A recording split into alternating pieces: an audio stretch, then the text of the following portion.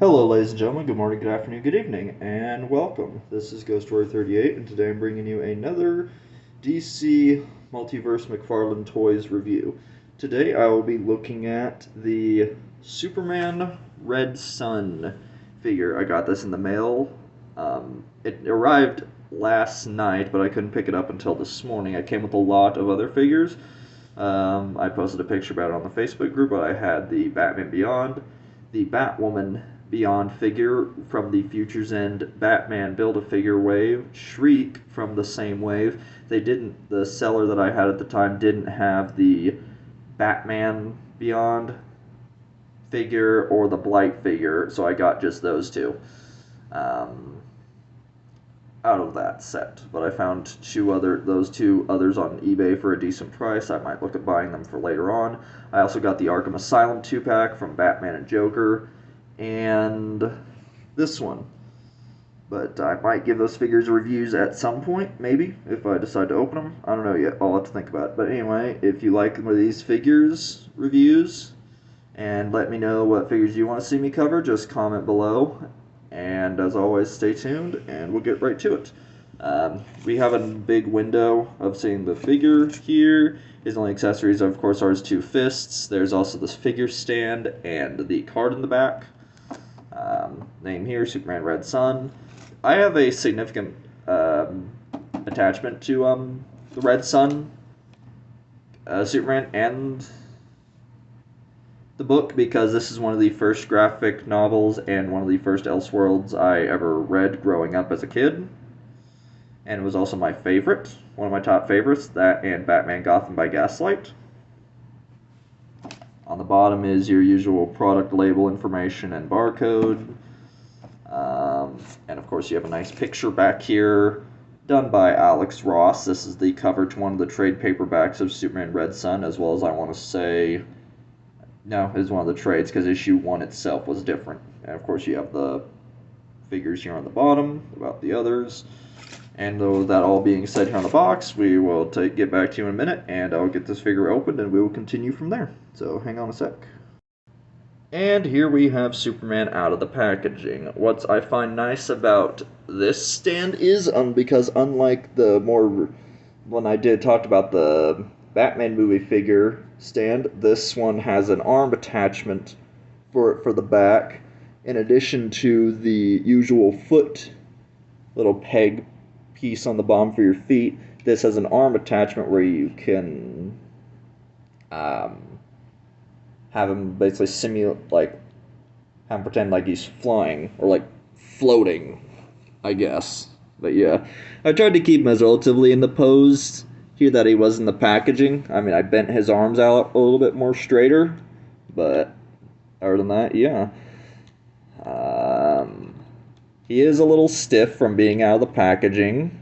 So yeah, there's that. But moving into accessories first, he has, outside of, like I said, with the card and the stand, which, here's the card here. If you want to read that, you can pause it here. The picture, really nicely done by Alex Ross.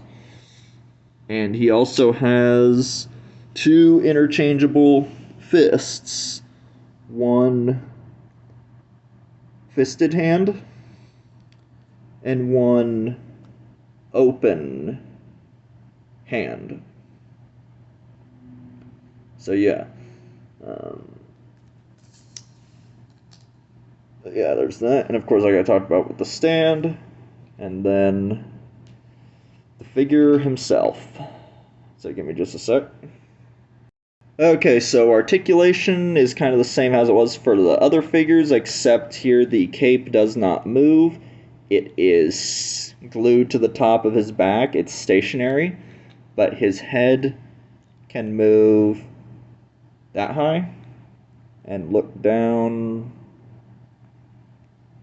that low, and can do a full 360. Arms go that high, but with the right arm, it's hindered a bit by the cape. So same thing with putting it back. But the left arm, it's a bit more able to go a bit higher up.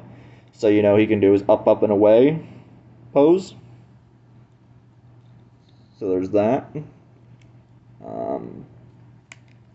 Like I saw at the beginning when I had his arms bent, just as a regular 45-degree angle and no further back.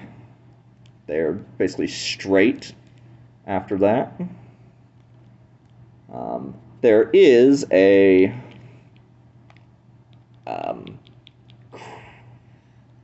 ab crunch here, but again, because of the cape, he can only go so far. He basically goes that far forward, and moving the arms back, like giving him the Bane break, he can only go that far back, so a bit limited here, but he does have...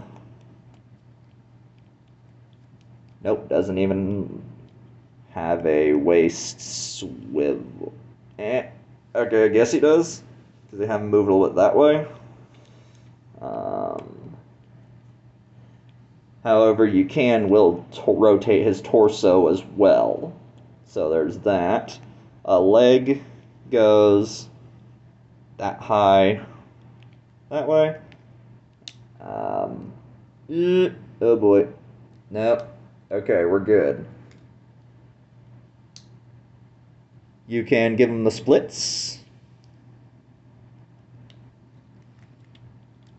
And does not go that far back. And for the knees articulation, if you heat up the joints and are very careful, he does look like he has... He can bend both of his... He has a double leg rotation, but like I said, with this being just gotten out of the packaging, his leg doesn't go that far right now. I'll have to heat it up or cool it down or warm it up or not so I can bend it, but right now I can get him to bend at the knee here, and his feet can bend, and has a toe pivot. But unlike how I saw with my Batman figure, these feet, the toes here, are able to be more flat. Like if you wiggle, like if you finagle with the figure a little bit. Yeah, I know how I said that last time. Yeah, I bet you could probably get him into a standing position somewhat-ish. Have to work on it. But like I said, that's mostly why you got the... Now you take the arm off, you can get him to just stand on it. Or you can get him to stand without legs, you just have to put some work on it. Overall, I really like this figure. This is actually one of my favorites. And I'm happy to have him in my collection. I wish that they would make the Batman and Wonder Woman from the Red Sun line, so it can go all together. Or maybe just air Green Lantern as well. Oh, and got him to stand. There we go. Spoke too soon. Come on. Come on. Come on. Bingo. Da da da da. Anyway, sorry about that. Just being stupid. Anyway, I hope you guys like this little review here. And yeah, just any closing or final thoughts. I really like the Red Sun graphic novel. So I kind of have a nostalgic spot feeling for it.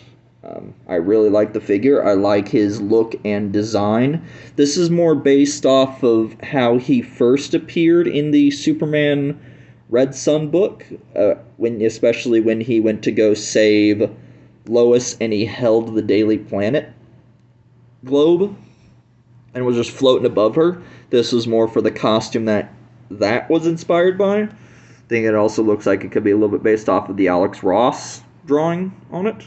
But either way, happy to have it, and happy to have this figure. Um. So yeah. So until then, I will see you guys next time with another video. Until then, take care. Have a good rest of your day, or afternoon or evening, depending on where you're at in the world. And peace.